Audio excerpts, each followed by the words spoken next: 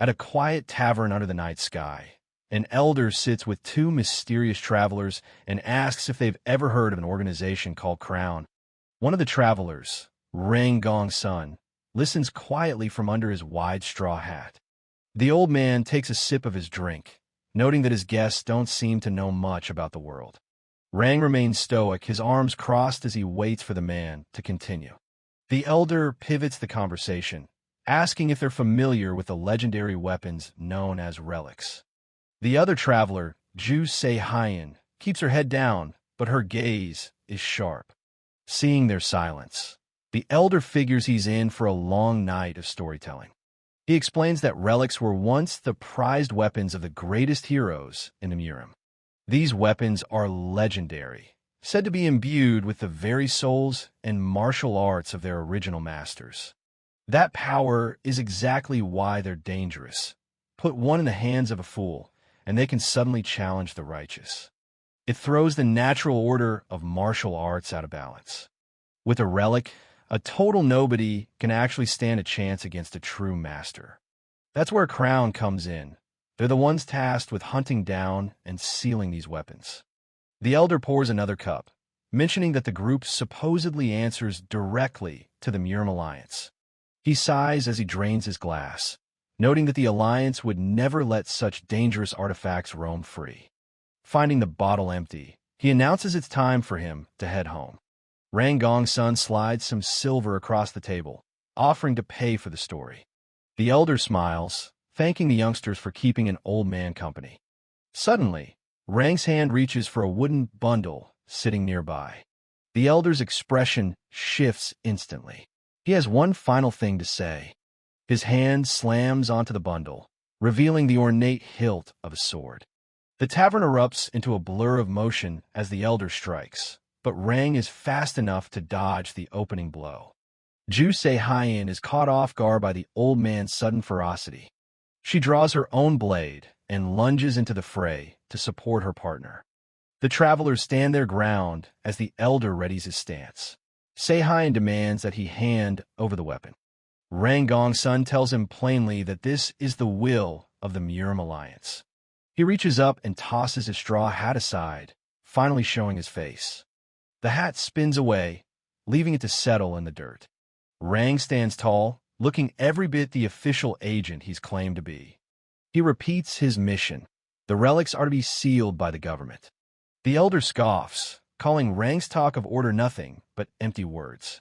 He draws the blade, Bika, and asks the young man if he actually knows the history of what he's trying to take. He recounts the legends of heroes who used these relics in ages past.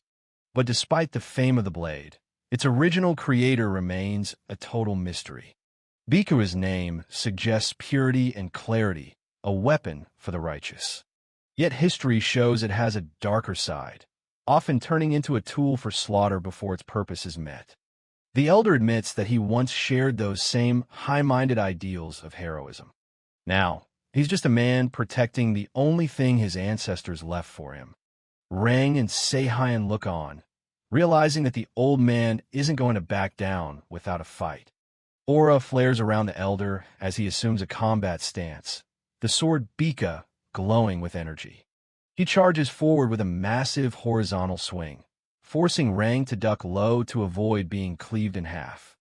As the elder's blade whistles overhead, Rang reaches for his own hilt, ready to end the duel.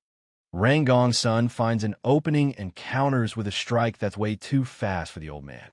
You can almost hear the wind whistle as the blade cuts through the air. He doesn't stop there, following up with a solid kick that sends the elder reeling. Rang's got that look in his eyes. He's not playing around anymore. The elder shouts out, but it's clear he's starting to lose steam. Their swords clash one last time in a massive burst of sparks and energy. In a total blur, Rang manages to slip right past the old man's defense. He lands perfectly as the dust starts to settle around them. Before the elder can even react, Rang is already closing the distance again. One final strike connects, and that's pretty much game over. The legendary sword Bika gets knocked clean out of the elder's hand and goes spinning. The old man just stands there, trembling as blood starts to soak through his robes. The sword plunges straight into the ground, ending its time as a family heirloom. He looks completely devastated, realizing he won't be able to face his ancestors after this. Rang calmly sheathes his blade, treating the whole thing like another day at the office. The elder's hand is shaking like crazy as he tries to reach for his weapon. He manages to grab the hilt, but his strength is totally gone. He's coughing up blood now. The damage is clearly fatal. Rang catches him before he collapses, showing a bit of respect for his opponent. With the little life he has left, the elder asks for the name of the man who bested him. Rang looks him in the eye and introduces himself. Ju Seihan steps forward and gives her name as well. The old man has one final favor to ask before he passes. He begs them not to do anything that would tarnish the honor of the sword Bika. Rang takes it seriously and swears a solemn oath to the dying man. Under the quiet night sky, the elder finally passes away, his duty finally at an end. A final look at his face reveals a sense of peace. He can finally rest. The scene shifts to the Hebei region the next day as the duo continues their journey. Seihan's the one hauling the sword in a big wooden box, and she looks pretty troubled. She's clearly still thinking about what happened back at the tavern. Rang looks back at her, sensing that something is bothering his partner. He tells her flat out that there's no reason to feel guilty about the job they did. But Seihan isn't so sure. She wonders if killing an innocent guy was really the right move. Rang's philosophy is simple. The mere existence of these relics is what causes chaos and death. To him, being a mortician means doing whatever it takes to retrieve them, even if it requires sacrifice. He pivots the conversation, asking if there's any news about what's going on in the region. Rumors are starting to spread about a rebellion emerging around the Blood Sect. Seihan adds something even more peculiar. People are saying they've seen a jiangshi. The mention of a living corpse is enough to catch Rang's full attention. She wonders if such a thing could really be true or if it's just a story. Rang dismisses it, thinking rumors like that only spread when people are stressed and unsettled. He looks at her with a smirk, teasing her about whether she's actually afraid of ghost stories. Seihan suddenly stops in her tracks, her ears catching the sound of a commotion just ahead on the trail. Rang is quick to react, clamping a hand over her mouth to keep them from being spotted while they assess the situation. Down on the forest road, they spot a horse-drawn carriage that's been cornered by a band of armed men. Rang narrows his eyes, watching the scene closely to figure out exactly what kind of trouble they've stumbled into.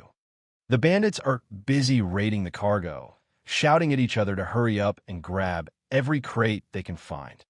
Barking orders is a tall, muscular man with grayish skin and a deep scar over his eye, the scarred jiangshi leader, and he looks like serious trouble. The duo wastes no time and drops right into the middle of the fight, Rang's blade already becoming a blur of motion. Seihan makes a beeline for the carriage, hoping to rescue whoever was being targeted by the ambush.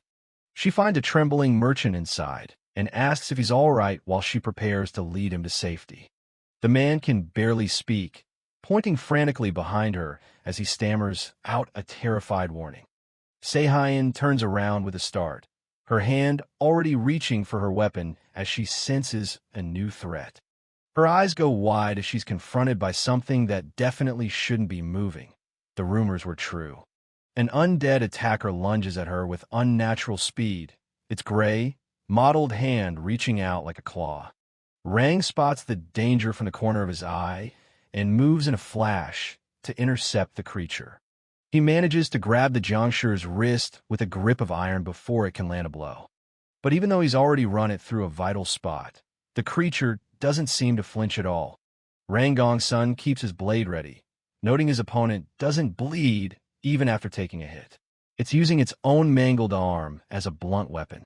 A group of gray-skinned warriors circles them, led by a man with a jagged scar over his eye.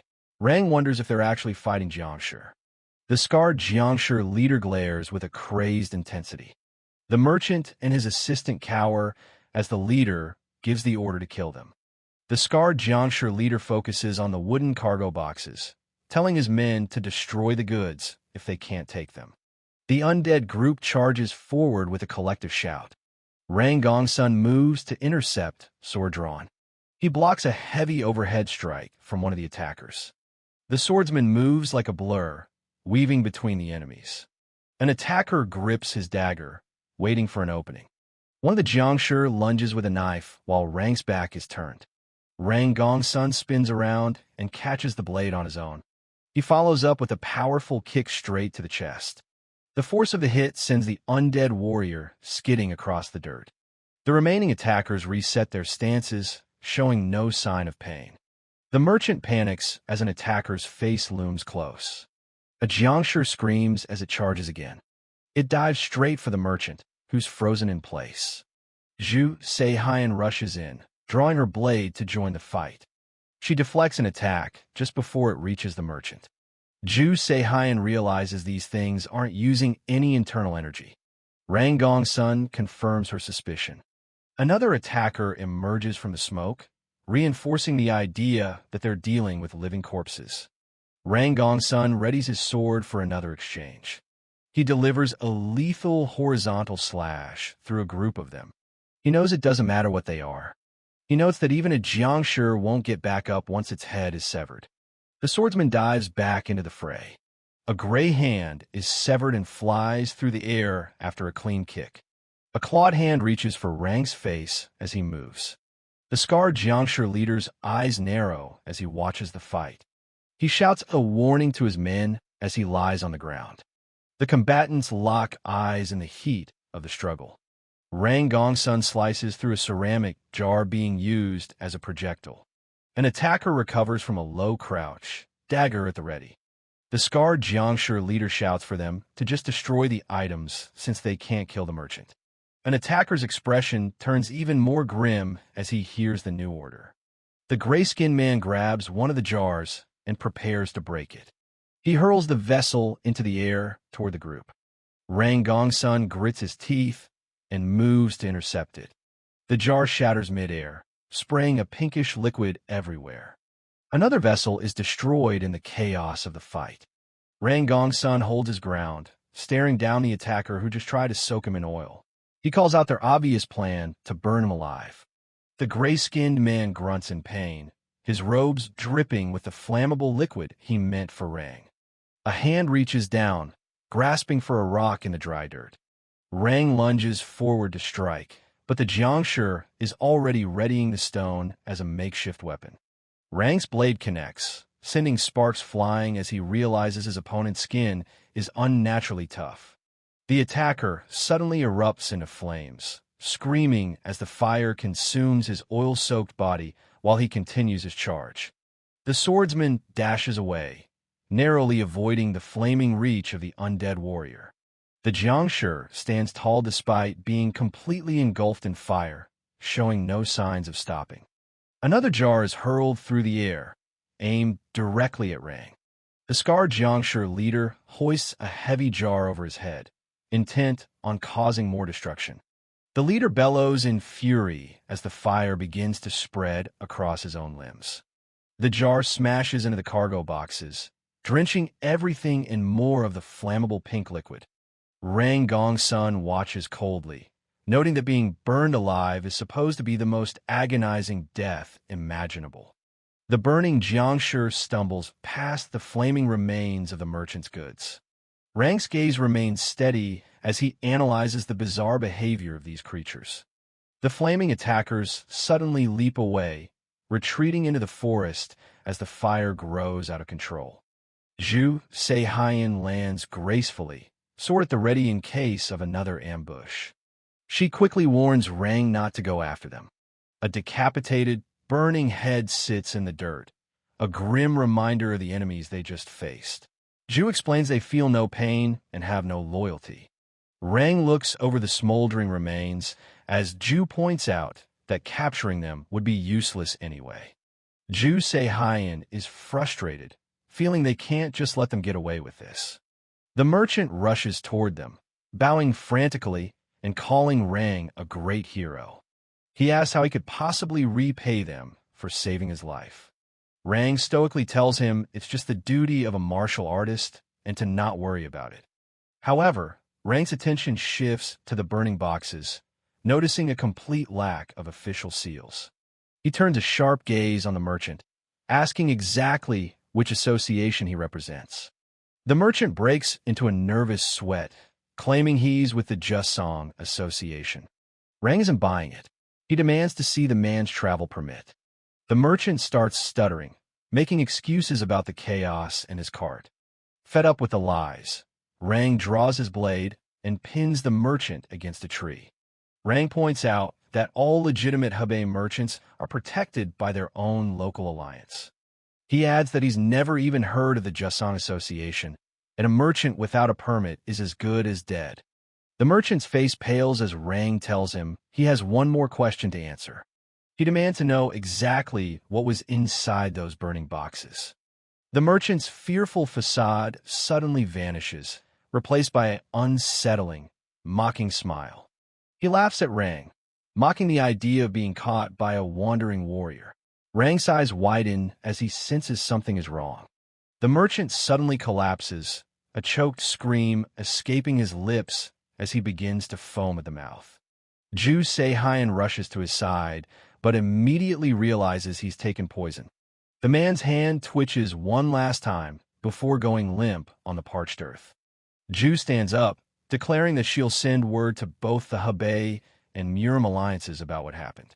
She looks down at the body, visibly disturbed by the sudden suicide. Rang Gongsun looks at the burning head and the dead smuggler, realizing that Jiangxi's roaming in daylight and rampant smuggling point to a massive problem. Rang Gongsun and Ju Seihan stand before the smoldering wreckage of the cart. Rang asks if there has been any significant word from the Hebei alliance regarding the chaos. Rang looks grave as he recalls her mention of a growing rebellion. Ju Seihan confirms his suspicion with a somber expression. Deciding to investigate further, Rang sheathes his sword and asks about the nearest settlement. Ju points him toward Gugong village in the Gangyang region. With a silent resolve, Rang turns his back on the burning remains, ready to uncover the truth behind the unrest. The quiet streets of Gugong village stretch out under a bright sky, unaware of the storm brewing in the heart of Hebei. Night falls over Gugong village, a place that seems oddly peaceful for a region in crisis. The local inn is bustling with life, lights spilling out into the quiet street. Inside, the patrons are busy gossiping about monk Jiangyan bringing in more supplies from the county. They've noticed the place hasn't been empty once since the monk first arrived. One man points out that if it weren't for the monk, the village would be facing a very different reality. In a quiet corner, Rang Gongsun and Ju Seihan sit disguised, keeping their voices low as they listen to the chatter. Rang leans in and asks if the investigation into the village is finally complete. Seihan nods, ready to report the unsettling details she's gathered. She explains that the surrounding region of Gangyang has been ravaged by a long-lasting drought. The famine is so severe that a rebellion could break out at any moment. Yet, looking around, Seihan finds Gugong to be a complete anomaly. While neighbors starve, this village is unusually vibrant and full of activity. The local shops are overflowing with rice and grain, things that are practically non-existent elsewhere. The butcher's stalls are loaded with meat, and everyone seems well-fed and happy. It's a bizarre sight. Despite the regional crisis, the people here haven't stopped smiling. As she dug deeper, she realized that all this prosperity centers around one specific individual. Rang asks for a name, wanting to know exactly who is responsible for this miracle. She confirms it's the same man the patrons were praising, Monk Jiangyan.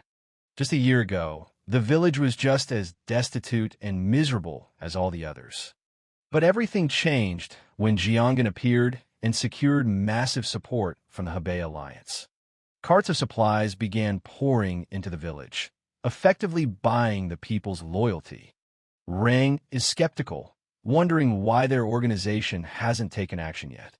Seihan's eyes widen as she considers the implications of what they've found. Inside the wooden carrier, the relic sword Bika sits untouched, but it hasn't been sealed by their masters yet. She asks if there's something specific in this village that their superiors are after.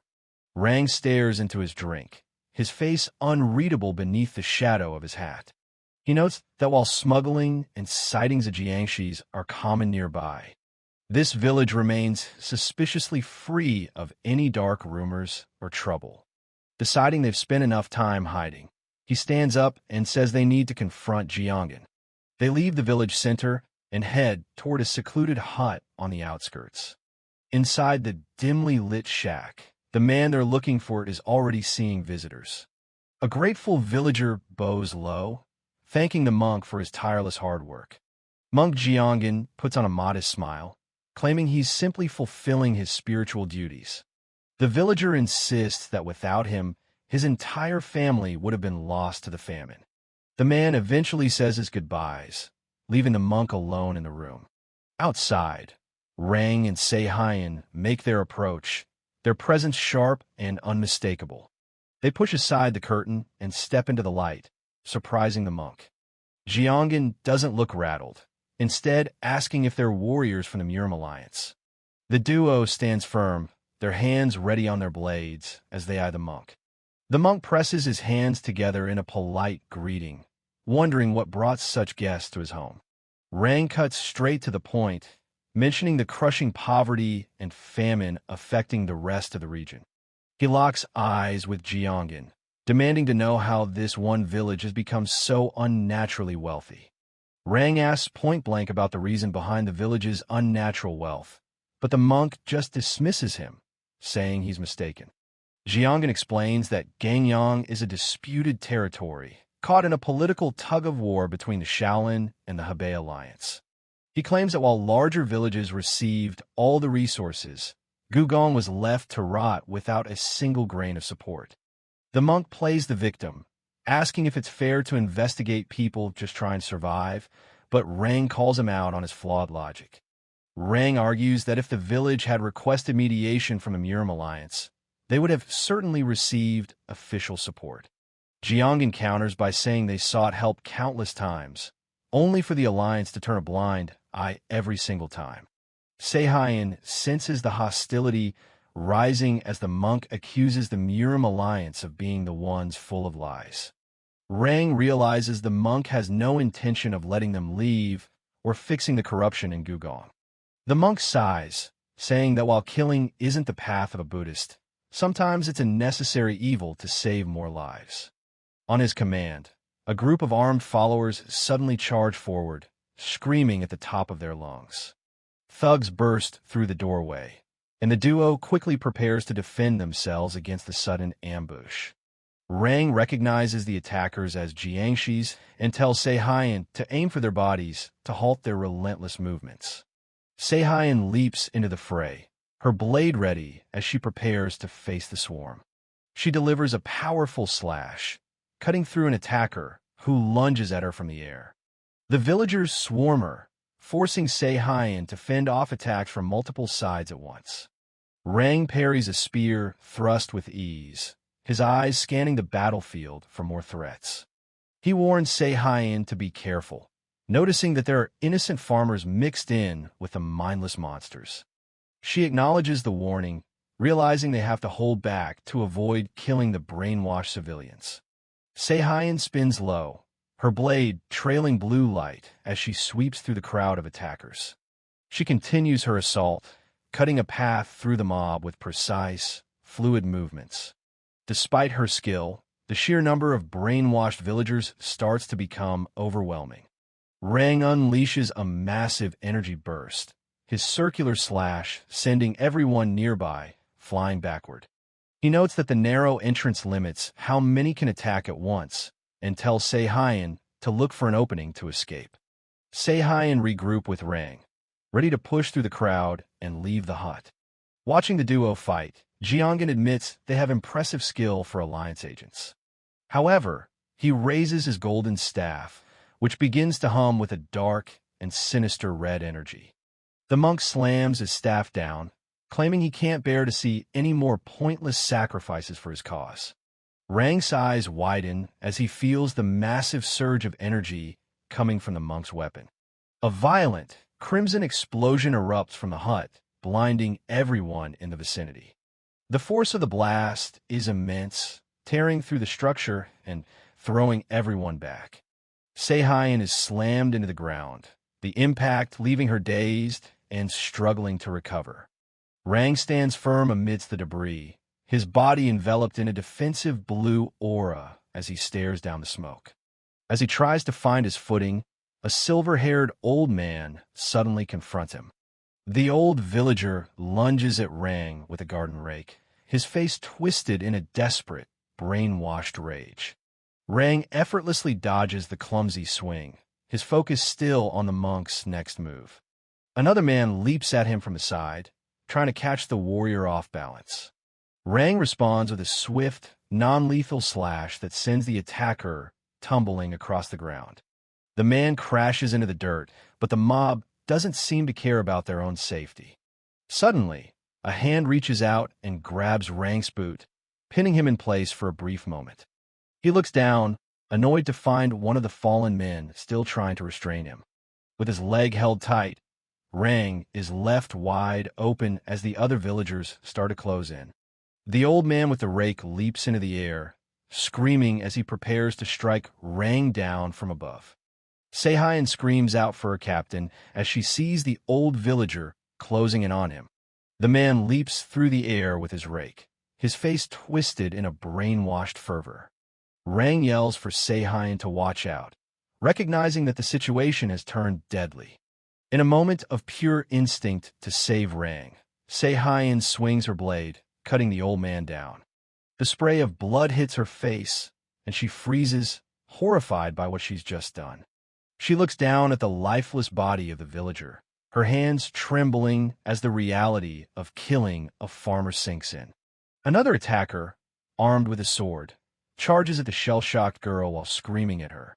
A blade flashes through the air, nearly catching Seihan off guard. Seihan barely avoids the strike, but more blood splatters onto her as the chaos continues. Rang's expression hardens into cold fury as he sees Seihan being pushed to her breaking point. He unleashes a powerful wave of sword energy, clearing a path through the mob. Pitchforks, sickles, and swords are thrust at them from every direction, the villagers showing no mercy. Seihan grinds her teeth in pain, blood dripping from a fresh wound on her forehead. Rang steps in front of her, parrying a dozen strikes at once to keep the attackers at bay. He tells her to hold on just a little longer, knowing they need to find a way out of this death trap. An attacker tries to flank them, but Rang is too fast, intercepting the strike before it can reach Seihan. Seeing her state, Rang pulls Seihan onto his back, deciding that their only option now is a quick retreat. Monk Jianghan watches them struggle, a cruel, satisfied smile spreading across his face. He stands at the center of his army, the dark red aura of his staff pulsing with malicious intent. Rang ignores the monk's posturing, focused entirely on finding a gap in the encirclement. With Seihan secured, he begins to move with blinding speed, weaving through the attackers.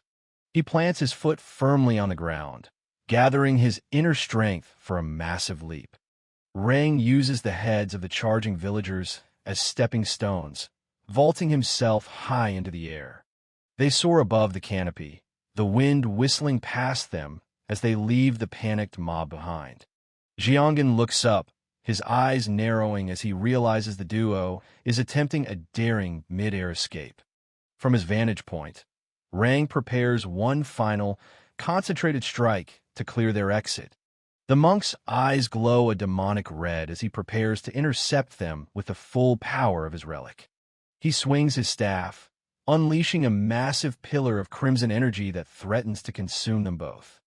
Blue sword energy clashes with the red blast in midair, creating a blinding explosion of light. The two powers grind against each other, the shockwave shattering the nearby trees. Rang groans as the impact rattles his bones, but he uses the force of the explosion to propel them further away. Like a falling star, they disappear into the dark forest, vanishing from the monk's sight.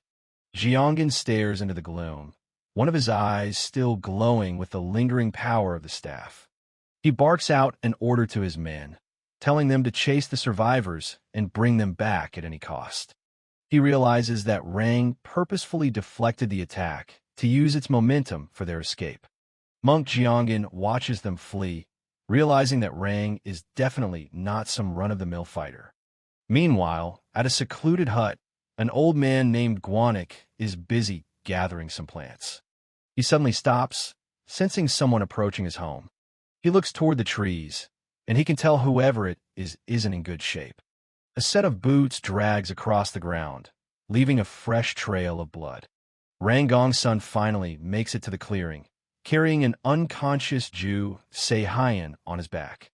Inside, Guana prepares a bed for his unexpected guests. Se-Hyan is tucked in, but she's still out cold and heavily bandaged. The old man keeps a close watch on her while medicine boils nearby. He hears a noise and turns his head toward the entrance. Rang walks in, looking just as rough as his partner. Guanik wrings out a cloth and asks where Rang has been wandering off to in the middle of the night. He mentions that Se-Hyan lost a lot of blood, but she'll actually be fine with some rest. Rang is the one he's worried about, since his internal injuries are way more serious than they look. Instead of answering, Rang just drops a bunch of leaves on the floor. The old man's face instantly pales when he sees what they are. Rang doesn't hesitate. He draws his sword in one smooth motion. He pins the blade right against Guanik's throat before the old man can even blink. Rang's eyes are cold as he demands to know why the old man recognized the herb. He remembers their desperate escape, carrying Se-Hyan through the dark forest while they were being hunted. During the run, he noticed the grass on the edge of the village was growing way too fast. It was an unnatural sight, thick enough to hide a man's entire silhouette. Back in the present, he tells Guanik to start talking and identify the herb. The old man stares at the steel, realizing there's no point in lying. He identifies the weed as Mo Yonko. It's a toxic plant that ruins the soil, but gives anyone who smokes it a fake sense of euphoria.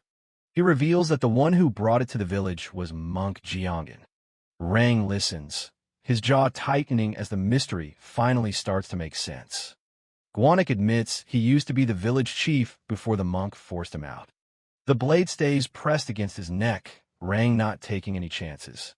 He calmly asks Rang to put the sword away. He's already proven he's not a threat, and Rang knows he's telling the truth. Rang finally lowers the weapon and uses the tip to pick up the toxic leaves. He flings them straight into the firepot. As the leaves burn, a thick plume of smoke starts to fill the room. Rang recognizes that smell. It's exactly what he caught a whiff of back in Gugong village. Everything clicks. The prosperity and the weird behavior are all built on this drug. He knows he has to stop Jiangin and his army of Jiangshi, but his own body is failing him. He tries to stay focused, but the room starts to spin. His legs give out, and he collapses right into Guanik's arms. The old man looks down at him, genuinely surprised by the young warrior's sheer willpower.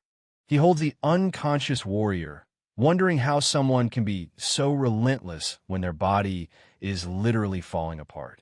Night falls over the quiet mountain hut, with only the rustle of the trees in the wind. Inside, Ju Se-Hyan is still in bad shape, her breath coming in heavy gasps as she fights the pain. Guanik places a steady hand on her forehead, doing his best to keep the fever down. He stays there for a long time, looking at the young woman and wondering what kind of mess he's gotten into. By the time dawn breaks, the old man steps outside, his thoughts turning to the warrior who was in even worse condition. He looks around the yard, wondering where the guy with those serious internal injuries could have possibly gone. Suddenly, a noise in the distance catches his attention and he snaps his head around. He starts walking toward the clearing, his eyes scanning the morning mist. He stops dead in his tracks, his eyes widening in disbelief. Rangong's son is sitting perfectly still beneath a massive tree, his body glowing with an intense blue aura as he forces his wounds to heal. Once his meditation is finished, Rang takes a small scroll and ties it carefully to the leg of a messenger pigeon. With a calm gesture, he launches the bird, watching as it disappears into the bright sky. Guanik watches from the sidelines, asking if that letter is being sent to the Martial Alliance. Rang doesn't answer right away, his heavy boots crunching on the dry ground as he approaches. The old man is stunned that anyone could recover from such deep injuries just through controlled breathing and energy work. He stands his ground, asking if he can finally expect some real answers this time around. Rang keeps it simple, telling him the letter is addressed to a group called Crown. The old man's face goes pale, the name clearly carrying a weight he didn't expect. Rang explains he's requested support to take back a relic called the Blood Demon's wand from Monk Jiangin. Guanik mentions how the Martial Alliance ignored the village's pleas for help, and he still hasn't figured out why.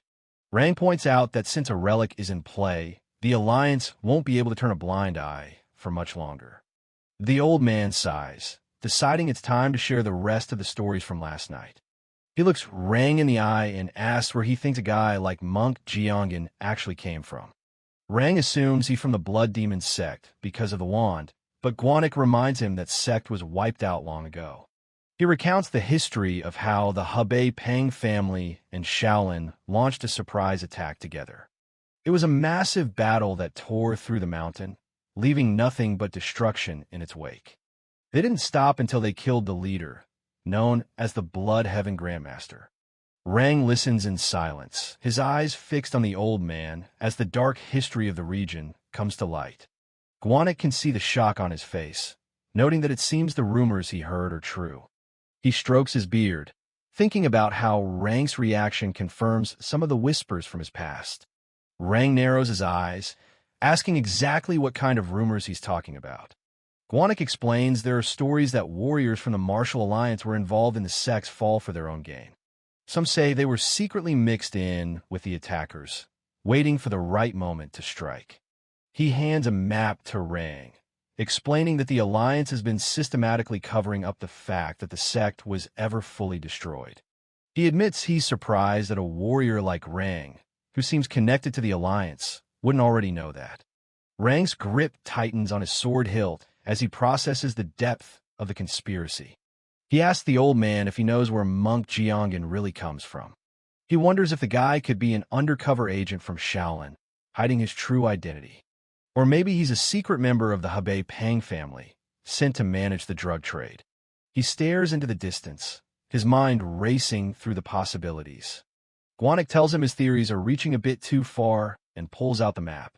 He kneels down on the dirt, ready to show Rang the actual routes the monk is using to move his product. Guanik leans over a weathered map spread out on the ground, explaining that it represents years of careful observation and information gathering.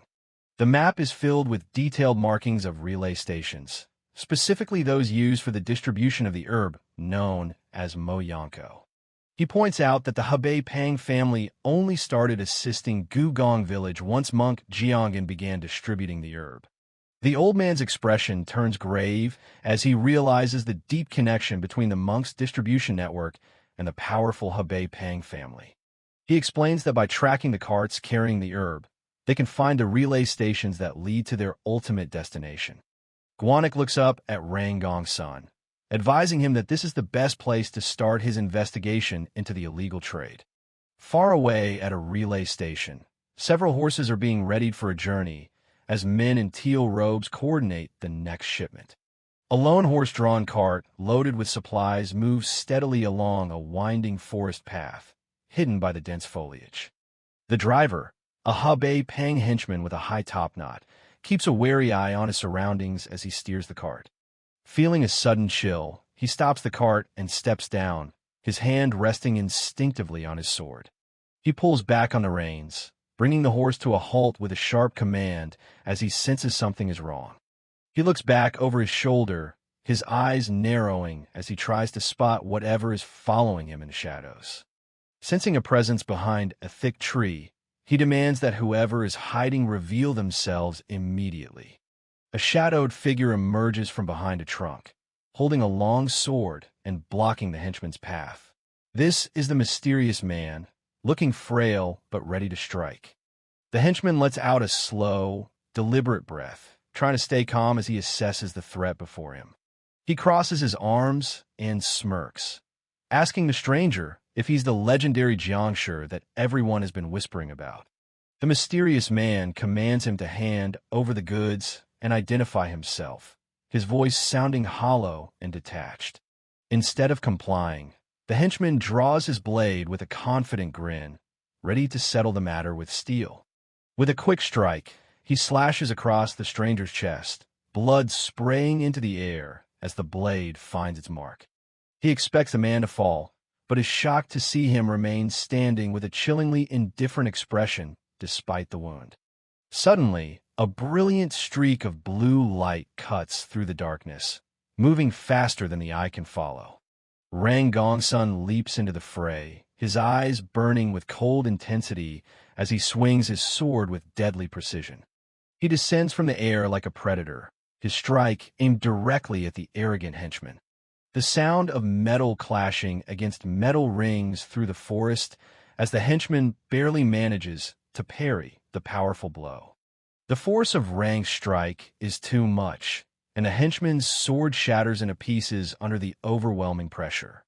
Before his opponent can recover, Rang lands and lunges forward, his hand reaching out to end the fight. He catches the henchman by the throat in one fluid motion, lifting him off the ground with effortless strength. The man gasps for air, his face turning pale as Rang's grip tightens like a vice around his neck. Rang stares into the man's eyes with a look of pure, unyielding determination, showing no mercy for his prey. With a sudden, violent movement, he slams the henchman face first into the cracked earth. He follows up with a brutal, bone-shattering punch that drives the man's head deeper into the dirt. Blood and teeth are sent flying as the impact echoes through the quiet woods, ending any hope of resistance.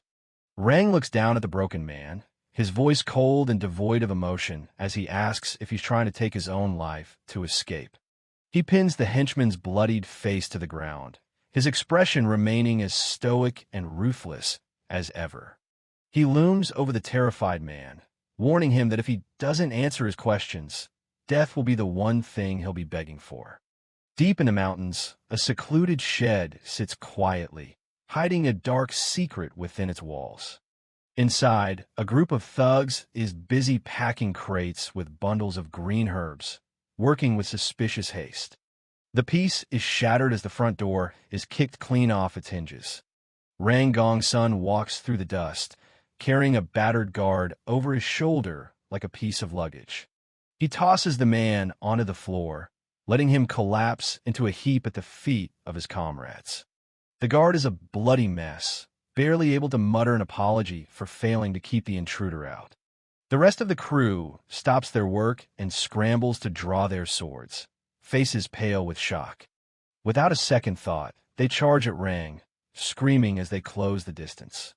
Rang settles into a low stance, blue energy beginning to swirl around his blade as he prepares to meet them.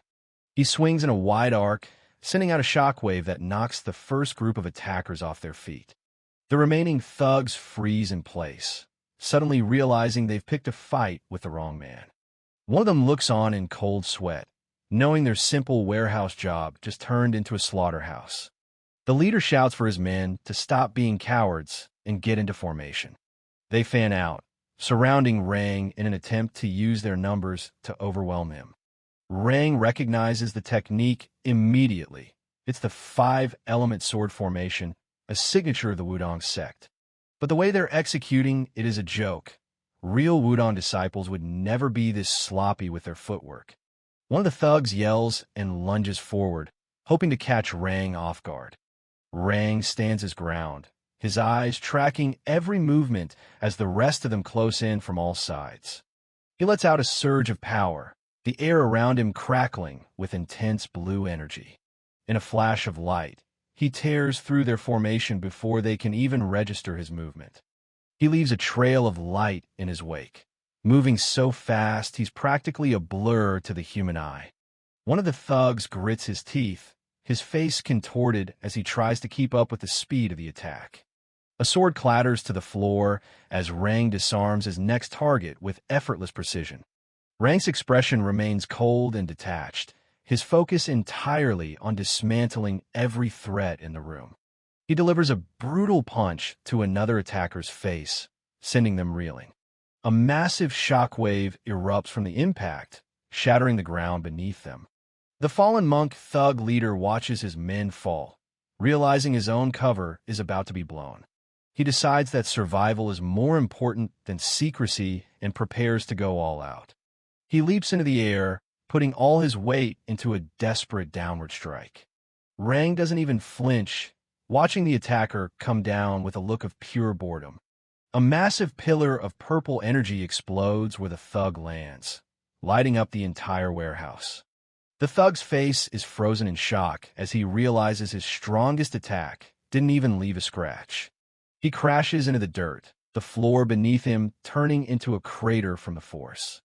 Rang is on him in a second, moving with a speed that defies logic. The leader shouts out in terror, his confidence completely evaporated.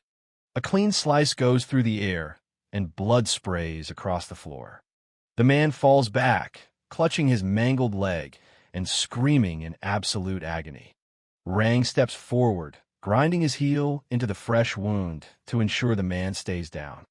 He looks down at the leader, telling him that their sloppy wudong and Shaolin moves gave them away. The thug trembles violently, sweat pouring down his face as he looks up at the monster before him. Rang puts more pressure on the wound, demanding a full confession about who sent them. The man lets out one last blood-curdling scream as his will finally breaks under the pain. Rang towers over the fallen monk thug leader, giving him one last chance to talk if he wants to keep his remaining limbs. Back at Guanic's hut, the air is thick with the scent of a hot meal and the sound of crackling wood. Guanic sets down some food, urging the young woman to listen and take it easy for a while. He tells Ju Se-hyun that resting is the only way her body is going to recover from the ordeal. She stares down at her lap, the weight of the day's violence clearly taking its toll on her. Guanic notices that while her body might be fine, she isn't suffering from physical shock. He can tell she's been rattled by something else entirely, the reality of what they had to do. Rang joins them, confirming that the men at the storehouse were indeed fallen monks. He unfurls a cloth he took from the site, revealing a piece of the puzzle. It's a delivery log, showing exactly where all that narcotic herb was supposed to go. The herbs were meant to be distributed among the Martial Alliance and other major sects. It was a massive setup to expose corruption in the Peng family and the horrific crimes of a man named Jiangin. But the monks got greedy and started taking a bigger share for themselves, which eventually ruined the whole operation. Guanic admits that even with the Peng family's decline, not everyone would be desperate enough to get hooked. Rang figures that if that's the case, they finally have enough proof to reveal Monk Jianggin's true identity. He narrows his eyes, starting to see the bigger picture behind the conspiracy. He realizes the Shaolin sect is likely involved, pulling the strings from the shadows. Guanic strokes his goatee, finding the theory about the Shaolin surprisingly plausible. He explains that a fierce power struggle broke out between Shaolin and the Peng family right after the Blood Demon sect fell. It's likely that Shaolin sent Jiangin to infiltrate and destroy the Peng family from the inside out. Guanic notes that the local fallen monks have a bigger grudge against Shaolin than anyone else in the region. He warns that Shaolin is the type of organization that will do anything to eliminate a perceived threat. Later that night, Rang meditates alone in the forest, a faint blue light emanating from his body. Ju Se-hyun approaches him, asking what he plans to do now that the truth is out. He stays silent for a moment, his face illuminated by the moon as he focuses on his breathing. He tells her the plan hasn't changed. Once they get support from the crown, they're going after Jiangin. The information about the narcotic herbs has already been shared with the Martial Alliance and other sects. There's even a chance they might receive direct help from the Alliance alongside their own organization. Se-hyun looks at him with a mix of fear and confusion, wondering how he can stay so calm. She rests her trembling hand on her knee, asking if he really intends to dive headfirst into another battle. She admits that it was her first time killing people who weren't even trained martial artists. She remembers a villager attacking her with a rusty rake, someone fighting for survival rather than out of malice. She looks away, the guilt of what she's done clearly overshadowing their victory. A messenger pigeon lands on Rang's hand, bringing him a small scroll from their contacts in the crown. He tells her she doesn't have to keep fighting if she doesn't want to, giving her a way out. He unrolls the small piece of paper, his eyes hardening as he reads the new orders. A faint pink glow flickers in his eyes as he processes the information in the letter. He looks out toward the mountains, his expression turning grim as he prepares to move.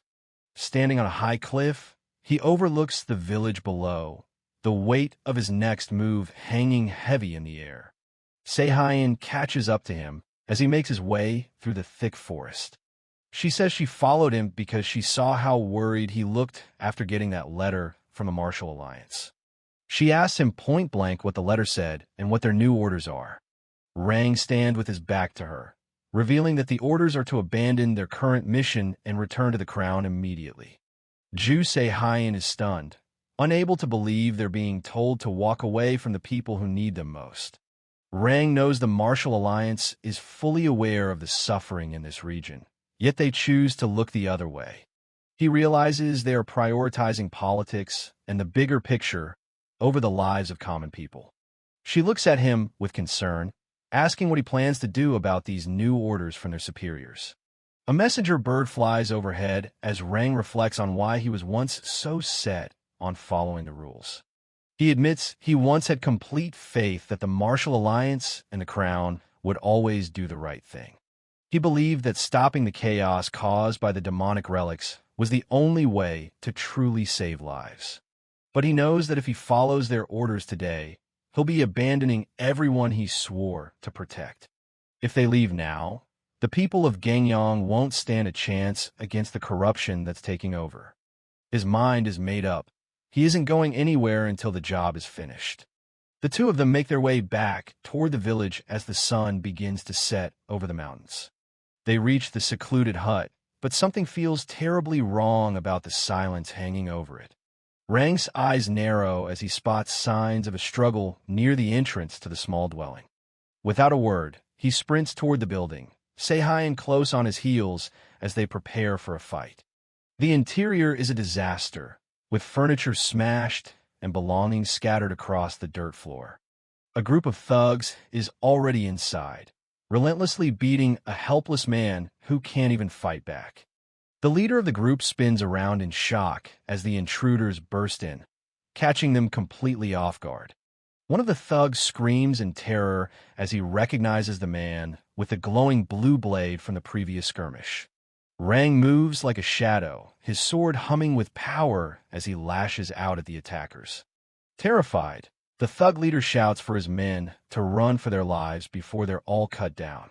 One of them tries to escape through a side window, desperate to get away from the monster in black. Rang isn't about to let any of them go, leaping out after the fleeing man with incredible speed. He catches the thug in midair, a single, precise strike ending the man's desperate attempt at flight. Inside, Seihayan rushes to the side of the fallen man, who is gasping for air on the floor. It's Guanik, the village chief, and he's been badly injured in the brutal attack. Seihayan tries to stabilize him, her voice filled with worry as she checks for internal injuries. Rang steps back into the room, his sword sheathed as he asks about the chief's condition and who sent the thugs. Guanik is in bad shape. The healer notes that if they had arrived, even a moment later, he wouldn't have made it. Rangong's son tells Ju Seihayan to stay and look after the chief while he handles the rest. As he turns to leave, Seihayan asks if he's really planning to go at this alone. Rang doesn't even look back, his expression set in stone. He takes off into the twilight, disappearing in a single leap. Seihayan watches him go, her face full of doubt. Before leaving, Rang made it clear he was going rogue. He's done following the crown's orders when they conflict with his own sense of justice. The sudden defiance catches Seihayan completely off guard. To him, the life of a single agent isn't worth the thousands of villagers currently being worked to death.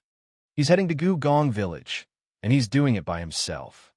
Seihan tries to protest, arguing that the odds are way too high for one person. But Rang shuts her down, pointing out that in her state, she'd only be a liability. If he doesn't come back, her only job is to tell the crown what happened.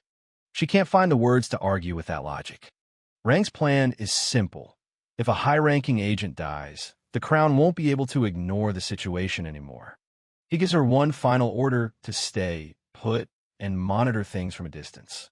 Night falls over the village, and the enemy is already on the move. A thug makes his rounds, completely unaware of the shadow looming over him. He senses something's off, but by then, it's already too late. Rang drops from the sky like a comet, blade already drawn. The guard barely has time to scream before the mortician is right on top of him. In a flurry of steel, Rang carves through the first wave of guards before they can even draw their weapons. He stands over the bloody remains, his presence alone silencing the immediate area. He glances back as more footsteps approach. Reinforcements are swarming the rooftops, surrounding him from all sides. Even against a literal army of thugs, Rang doesn't look the least bit fazed. Back before the fight started, Seihan had asked him what his actual plan was. She reminded him that these aren't just street thugs. They're martial artists using relics and reanimated corpses. She wonders if he's just planning to throw his life away just to get the crown's attention. Rang scoffs at the idea. He's not the type to walk into a fight he knows he'll lose. Standing over the injured Guanic, he reveals he's got an ace up his sleeve. Seihan is skeptical, but she knows he doesn't bluff. He won't say exactly what it is, but he directs her toward the large, sealed box in the corner. She carefully unlatches the heavy lid, the wood creaking under the weight. The moment she peeks inside, the sheer intensity of the aura within makes her gasp. It's finally time to unseal Bika, a blade with a history as dark as the shadows they're fighting. Back in the present, the swarm of enemies finally closes in, their blades clashing against his from every angle. They dogpile him, trying to crush him with sheer numbers. But deep in Rang's eyes, a cold, violent energy begins to surge. A massive explosion of lightning erupts from the center of the crowd, vaporizing anyone close enough to touch him. He draws the legendary sword Bika, the blade crackling with blinding white electricity. One swing is all it takes to send a wave of energy tearing through the front lines. With the cursed blade in hand, the hunt officially begins. Rang Gong's son grits his teeth as the energy of the relic sword surges through him. The blade feels unnervingly familiar, moving through the air with lethal precision as he carves a path through the horde. He notes how natural it feels in his hand, as if it's a weapon he's wielded for a lifetime. He kicks off the ground, closing the distance in a blur of motion. His grip on the hilt tightens, channeling the crackling electricity. He spins into a whirlwind of light and steel, the electrical discharge vaporizing anyone who gets too close. He leaps high, bringing the blade down with enough force to shatter the ground. He lands perfectly, the impact throwing up a cloud of dust and debris. His focus is absolute, eyes locked on his next target. One of the thugs freezes in terror, realizing the monster they're facing is far beyond their level. Rang parries a desperate strike, the collision sending sparks flying through the dark air. He continues to trade blows, but the sheer number of enemies is starting to press in. Sweat beads on his forehead as he realizes he hasn't fully synchronized with the sword's volatile power yet. Suddenly, a massive blast of crimson energy erupts from the center of the village. Rang braces himself against the shockwave, the sheer pressure of the enemy's energy pushing him back. The explosion clears, revealing the scale of the power he's up against. From the shadows, a man's smug smile emerges. Monk Jiangin steps forward, mocking Rang for using the very relic he was supposed to keep sealed. Rang stares him down, questioning the monk's definition of justice after seeing the slaughter. He points out the hypocrisy of a religious man who has no qualms about murdering his own subordinates. The ground is littered with the bodies of the thugs, casualties of Monk Jiangin's own dark energy. The monk just grips his golden staff tighter, unimpressed by the lecture. He laughs, asking if Rang actually thinks these mindless puppets are still human beings. With a flick of his wrist, shadowy tendrils erupt from the earth, latching onto the corpses. He explains that they're nothing more than tools now, undead weapons fueled by his own relic. The sight of the reanimated army makes Rang's eyes narrow in disgust. He raises Bika, the blade glowing with renewed intensity. Jianggen's expression turns cold as he asks if Rang knows the true name of the blade he's holding. Energy begins to swirl around Rang as he prepares for the next clash. The monk reveals the grim legend of the sword, a cursed relic where every single previous master met a horrific, tragic end. A massive, terrifying silhouette of a demon looms behind Rang as the monk reveals the sword's alias, the Sword of 100 Ghosts. Jianggen laughs maniacally, promising to watch Rang die just like the others who were foolish enough to wield it. Rang doesn't wait for him to finish, charging straight into the oppressive aura. He executes a mid-air flip, dodging a blast of dark energy while keeping his momentum. The remaining thugs charge in at their master's command, screaming for Rang's blood. He drops into a low slide, a single wide arc of lightning cutting them down like wheat. He's a blur of motion, a grin tugging at his lips despite the dire situation. His blade moves faster than the eye can follow, parrying and striking in a seamless flow. He catches a massive strike on his blade, the impact vibrating through his entire body. He realizes he's struggling to keep up with the sword's output. His body isn't fully ready for this kind of strain. His legs start to tremble under the pressure as the sword's energy begins to clash with his own mastered martial arts. Knowing he can't back down now, he pushes through the pain and leaps back into the fray for one last gamble. He kicks off the ground, closing the distance with a speed that blurs his silhouette. His fingers lock onto the handle of Bika, the sword humming with an ancient, restless energy. Rang Gongsun's focus is razor-sharp as he prepares to unleash a decisive strike. With a single, fluid motion, a blinding white arc of energy decapitates the surrounding thugs in an instant. From the center of the carnage, Monk Jianggen rises, a cyclone of pitch-black and crimson energy swirling around his body. The dark tendrils lash out like living shadows, clashing against Rang's defensive aura in a shower of sparks. The monk lets out a derisive laugh, impressed that Rang is already beginning to master the relic's power. He swings his staff, commanding the shadows to surge forward in a wave of crushing force. Rang realizes that mere defense is futile. The darkness simply reforms after every cut. The fallen thugs are pulled back onto their feet, their eyes glowing with an unholy light as the monk's energy possesses their corpses. Recognizing the trap, Rang decides to change his approach and go for the source. He narrows his eyes, locking onto Monk Jianggen as his primary target. He dives headlong into the storm of shadows, his body a streak of white light cutting through the darkness. He leaps into the sky, lightning crackling along his blade as he prepares for a final descent. Jianggen laughs maniacally, welcoming the challenge as his power reaches a terrifying crescendo. The two forces collide in a massive explosion of light and shadow that shakes the very earth. Rang manages to break through the barrier, his blade drawing the first drop of blood from the monk's chest. He lets out a primal roar, pouring every ounce of his remaining strength into the attack. Another heavy blow connects, sending a spray of blood across the battlefield. Rang stands his ground as the dust settles, accusing the monk of murdering great master Hyolkian just to steal his relics. He questions how a man of the cloth could fall so far, abandoning every principle he once stood for. He declares that the Blood Demon's wand will be confiscated by the Imperial Crown to prevent further chaos.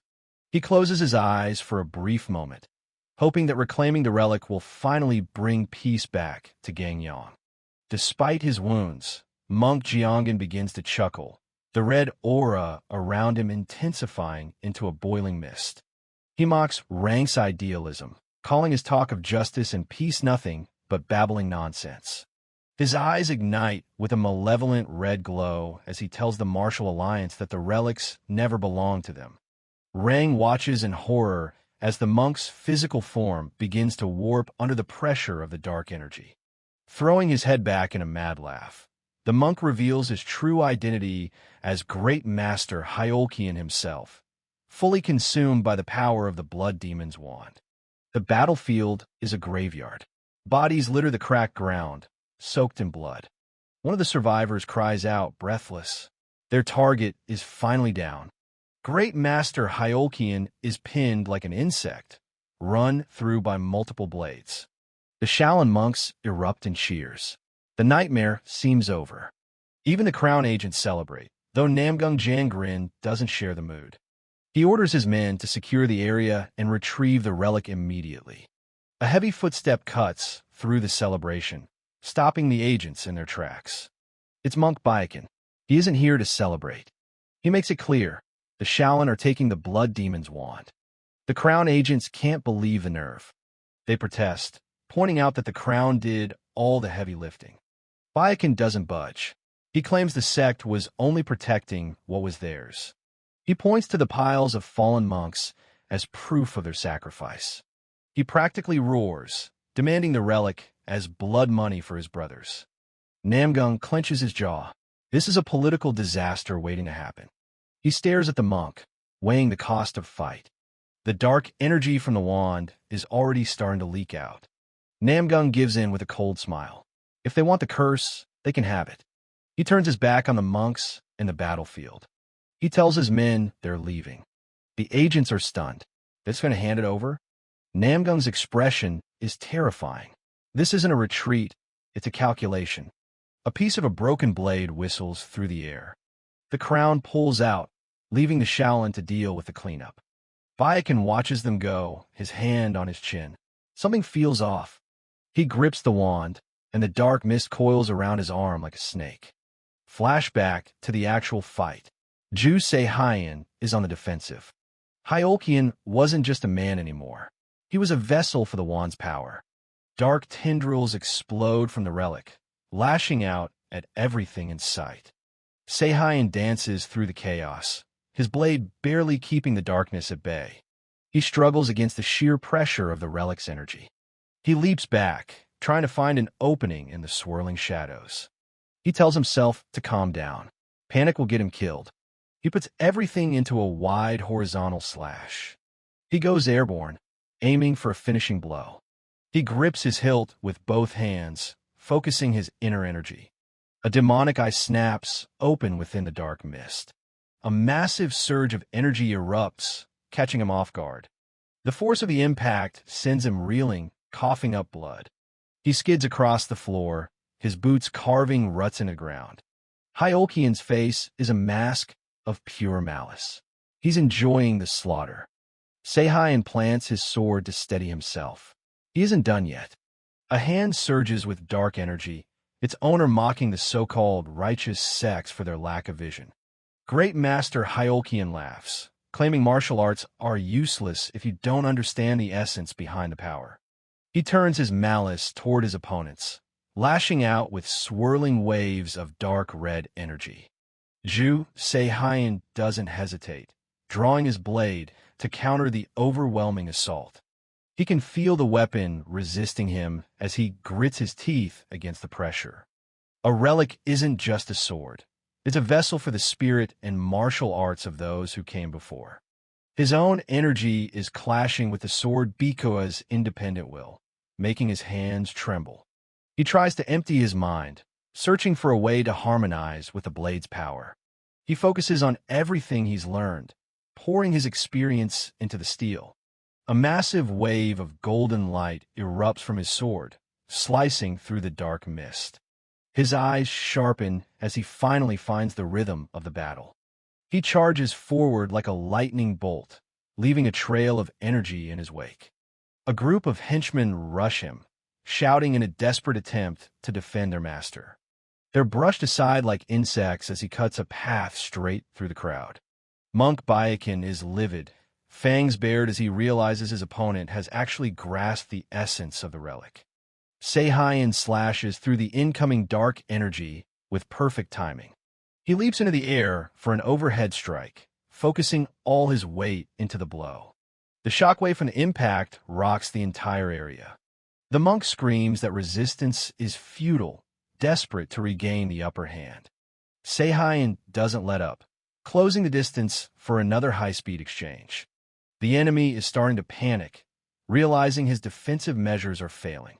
Seihayan catches him mid-air, grabbing his leg to stop his retreat. He holds on through sheer willpower as the monk tries to shake him off. The rest of the mob swarms over him, burying him under a mountain of bodies. Hovering above the chaos, Byakuya channels his dark arts into a final, glowing orb of energy. He reaches out, ready to wipe everyone out in one devastating blast. Suddenly, the subordinate officer enters the fray, her blade flashing as she strikes from above. The monk's eyes widen as he's caught completely off guard. Seihayan looks up from the pile, spotting the opening they've been waiting for. The officer grits her teeth, focusing everything on the source of his power. Seihayan shouts for her to strike the wand now, while he keeps the others pinned down. She knows that destroying the wand is the only way to break his control over the corpses. She slashes through the defensive red energy coiling around the weapon. With a final leap, she brings her sword down with everything she has. The impact is massive, kicking up a cloud of dust and debris. Her blade bites deep into the golden staff, shattering it against the floor. Immediately, the puppets lose their life force and collapse into heaps of dead meat. A heavy silence falls over the graveyard of bodies. She stands there breathless, hoping the nightmare is finally over. But a single hand on the ground begins to twitch, reaching out in the dirt. She gasps, seeing the fingers groping for the broken pieces of the staff. Seihayan's boot stomps down on the hand, making it clear that the fight is finished for good. Ranggongsun looks solemn as he explains that the blood demon's magic will persist as long as the relic remains unsealed. The subordinate officer nods, her expression tight with concern as she mentions the coffin brought for this purpose. With the immediate threat over, Ranggongsun directs her to hurry and secure the dangerous artifact. She kneels on the cracked earth, opening a heavy wooden box designed to contain the relic's corrupting influence.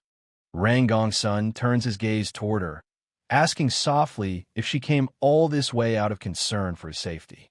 A close-up shows the officer's eyes widening, her cheeks flushing as she's caught off guard by the personal question. She struggles with the heavy lid of the box, trying to maintain her composure as he reminds her she was supposed to hold her position. The captain suddenly stops mid-sentence, his attention drawn to a powerful presence approaching from behind.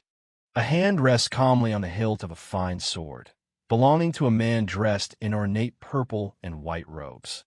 Ranggongsun is stunned, recognizing the newcomer as Namgung Jangrin, the esteemed leader of the Crown's Flying Dragon Corps. Namgung Jangrin, a tall and authoritative man with a goatee and noble purple robes, stands with his back to the horizon.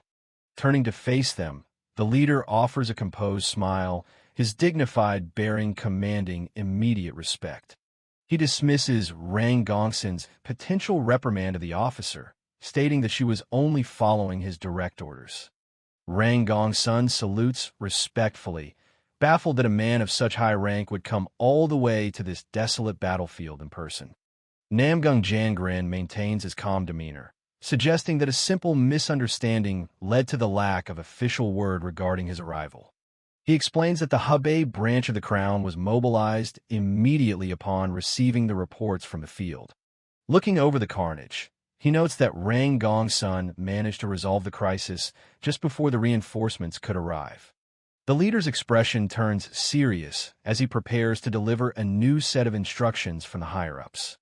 A tight close-up on Ranggongsun's eye captures his intense focus as he awaits the official command. Namgung Jangrin delivers the order. They're to head immediately toward Manhwa in the Shanxi province. He mentions with a faint, knowing smile that the promising disciples of the Huashan sect have been falling one by one. The crown believes that another dangerous relic is at the heart of the troubles plaguing the sect.